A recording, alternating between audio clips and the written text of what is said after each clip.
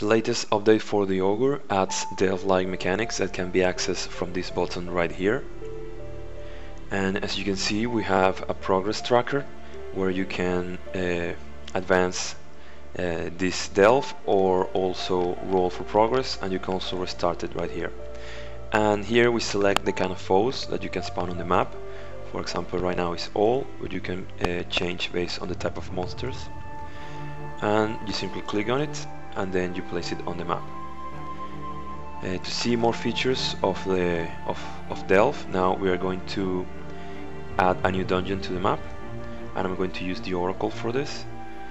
And once you have the dungeon that you want, you select Add to Map and pick an icon for it. I'm going to place it right here, and we go into it. And now on the Delve panel we have a new tab called Procedural Generator, and if you enable it, monsters and creatures will spawn in the map as you move, so you get monsters appropriate to the theme that you selected, which right now is all, and the difficulty is set to troublesome for the most common foe that you will find inside the dungeon, and the toughest foe is going to be extreme. You can change this. For example, let's say that the toughest monster is going to be formidable, and the common, and the toughest is going to be epic. And also let's change the type of monster to only horrors. And now as we move, you can see that it pulls from this list right here. So we got this hunt in this part. Also it spawns loot as well that you can control from this area of the panel. You can also disable generation of loot or even logs. So if you, for example, only want to generate monsters, you only leave this option on, or any combination that you want.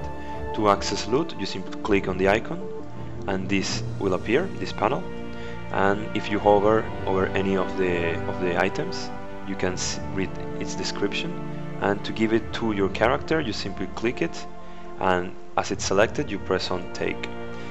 You can also open your character inventory by clicking right here, and you can now give items that you have to existing containers the same way, or you can also see these items in the character tab in this area. And this brings us to the second part of this update, which is an overhaul of the item and equipment system. You already saw that items on the inventory, you can click on them with the left button of your mouse, and you can drop them from inventory by clicking on this icon right here. And your equipment, now you simply click on the item and you can unequip it, and you can equip it from the inventory tab. Now even better, if you open the items, all the items in the game, you can access them now from this button right here. And let's say, for example, weapons, and you want to change your main hand weapon, you can add it directly.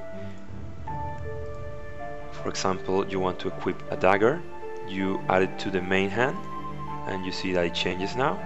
And if you want to change your offhand, you select this icon right here, and it also changes. You can do the same for armor, equip, and it's added to your character, and your previous equipment is added to your inventory. Also on the item explorer right here, you have the name and the icon appears when you hover over any of the items, so it's much easier to tell what items does or represents in the game. And of course you can equip items from within your inventory by simply clicking on them. For example, this sword, so you want to equip it to the main hand, and the wooden shield, you want to equip it on the offhand. So as you can see, our items are now equipped as we chose. So that's it for this update. Thank you for watching this video, and don't forget to leave a like and subscribe to the channel.